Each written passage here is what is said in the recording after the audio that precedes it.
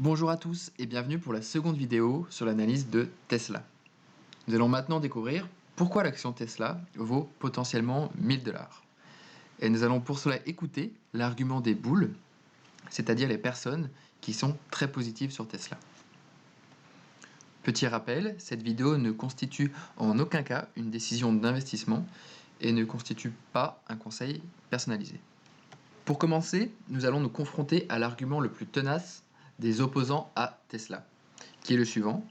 Il est impossible de produire une voiture électrique peu chère et donc abordable pour le grand public. Pour y répondre, nous devons nous poser la question suivante. Les voitures électriques sont-elles économiquement viables ? McKinsey a fait une analyse en 2019 sur le sujet qui fait référence. La différence de coût de production entre une voiture à combustion sur la gauche à 22 500 $ et une voiture électrique sur la droite à 34-35 000 $ réside principalement dans la batterie, qui au milieu de ce tableau coûte entre 9 500 et 10 500 $ par véhicule. Donc, une voiture électrique coûte en moyenne 12 000 $ plus cher à produire qu'une voiture à combustion. Donc, actuellement, non, les voitures électriques ne sont pas économiquement viables par rapport aux voitures à combustion.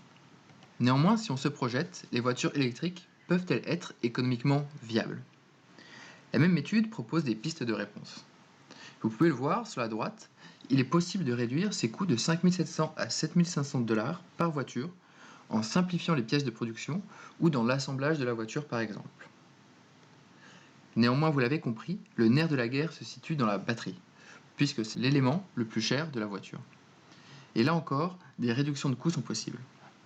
Selon McKinsey, on pourrait donc atteindre des coûts de production similaires à ceux des voitures en combustion d'ici 2025.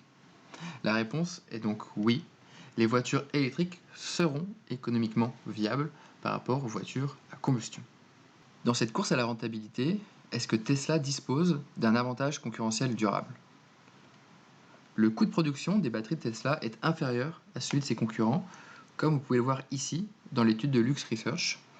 En effet, la courbe bleu foncé de Tesla est inférieure à celle en orange de Nissan ou en grise de General Motors.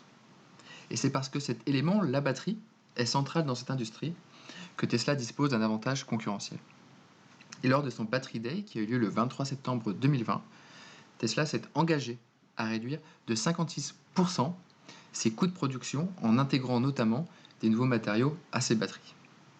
C'est pour cette raison que le coût de production en termes de kilowattheure est attendu en forte baisse dans les années à venir pour Tesla.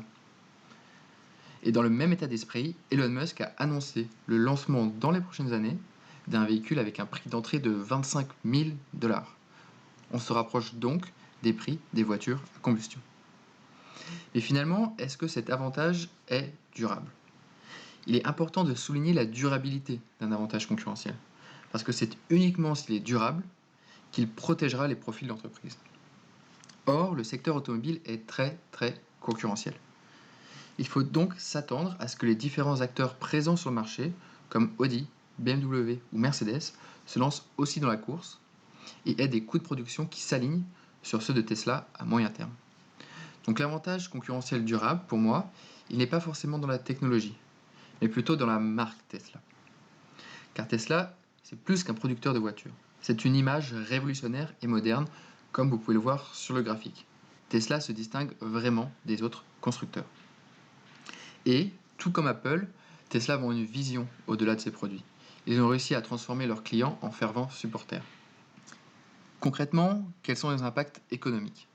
Moins de budget publicitaire que les concurrents, des précommandes importantes qui permettent de pérenniser une hausse de la production et de financer la recherche et développement, et surtout une base de clients fidèles. Et c'est bien là qu'est situé l'avantage concurrentiel durable de Tesla, puisque cette base de clients, qui sont quasiment des fans, va lui permettre de protéger ses profits sur le long terme grâce à son positionnement très différenciant. Donc oui, Tesla dispose d'un avantage concurrentiel durable, plus lié à long terme à sa marque qu'à sa technologie. Nous allons maintenant nous lancer dans la seconde partie et nous demander pourquoi l'action Tesla vaut-elle 1000 $. Pour répondre, nous allons nous projeter dans un avenir prochain dans lequel la mobilité est envisagée comme un service, ce qu'on va appeler le Mass Mobility as a Service. En effet, des études sur les usages ont démontré qu'en moyenne, un conducteur n'utilise sa voiture que 5 à 10% de la journée. Il serait donc possible de la louer le reste du temps. Ainsi, Elon Musk imagine que ces voitures autonomes pourraient avoir conduit leurs propriétaires sur leur lieu de travail, être partagées à d'autres utilisateurs et servir de taxi. Le véhicule deviendrait donc une source de revenus pour son détenteur, ce qui réduirait son coût d'achat. Tesla souhaite donc mettre en place une plateforme de mobilité intelligente. Cet argument est l'argument clé de ceux qui soutiennent une valorisation à 1 000 $ l'action. En effet, Tesla sera certainement le premier constructeur automobile à concevoir cette voiture autonome, car c'est l'entreprise qui a récolté le plus de données pour créer cette voiture. Plus de 7,2 milliards de kilomètres de données par an pour Tesla sont récoltés grâce à l'ensemble des voitures qui sont aujourd'hui en circulation.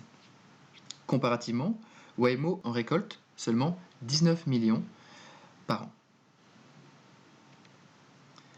Alors, comment expliquer la valorisation de 1 000 $ par action ?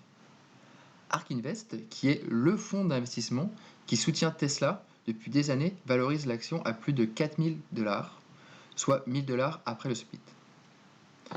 Ce tableau synthétise leur argument. Ils mettent en avant une flotte de taxis à plus de 4 millions de véhicules à terme. Ils imaginent donc un modèle de plateforme de mobilité poussé à l'extrême, où les véhicules ne seraient plus vendus mais loués par Tesla, qui récupérerait 70% des revenus, et les 30% restants reviendraient aux intermédiaires loueurs type Uber. Selon eux, Tesla serait le leader d'un marché de plusieurs centaines de milliards de dollars avec des marges importantes. Je vous invite à aller sur le site que je mettrai en commentaire pour y découvrir leur argumentaire en détail. Néanmoins, les hypothèses chiffrées de cette valorisation peuvent être contestées facilement. Tout d'abord, le nombre de kilomètres parcourus par taxi par an qui est important, mais aussi la part de marché de Tesla à 70% qui paraît élevée à long terme. Mais c'est surtout un frein majeur au développement des véhicules autonomes dans l'immédiat, qui n'est pas technologique, mais régulatoire. En effet, qui porterait la responsabilité d'un point de vue assurance en cas d'accident ? Les autorités qui autoriseront les voitures autonomes auront une responsabilité énorme. Il faudra donc qu'il y ait des expérimentations de plusieurs années, sans accident, pour qu'une telle responsabilité soit prise. Pas avant 2025, c'est une certitude. On parle de 2030, voire 2035. Donc valoriser Tesla à 1 000 $ par action pour un marché qui ne sera mature qu'en 2030 ou 2035, c'est assez téméraire. Donc non, aujourd'hui l'action de Tesla ne vaut pas 1 000 $. Autre point, l'inclusion dans le S&P va-t-elle faire décoller le titre ? Le S&P 500 est l'indice américain le plus important. Il représente les 500 plus grandes capitalisations boursières aux États-Unis. Pour intégrer cet indice, il faut avoir généré consécutivement 4 trimestres de bénéfices positifs. Tesla n'y était pas, car la société a beaucoup investi. Or, fin juin, Tesla a annoncé ce 4e trimestre de bénéfices positifs, et c'est ce qui explique pourquoi l'action a décollé de 200 à 300 $ en seulement quelques semaines. Le S&P est répliqué par des ETF ou trackers, qui sont des instruments financiers répliquant la performance d'un indice. Donc, quand une entreprise rentre dans le S&P, les ETF peuvent acheter ses actions. Or, la capitalisation boursière de Tesla était de 420 milliards au 1er octobre 2020, ce qui représente une pondération de 1,4% du S&P 500, qui est valorisé à l'ordre de 29 trilliards de dollars. Il y a 4 600 milliards d'actifs qui sont indexés sur le S&P 500. Ces ETF, dont je viens de parler, devront donc acheter pour 1,4% du S&P 500 en actions Tesla, ce qui représente 64 milliards de dollars. Et 64 milliards de dollars d'achat de Tesla, cela représente 19% des actions en circulation.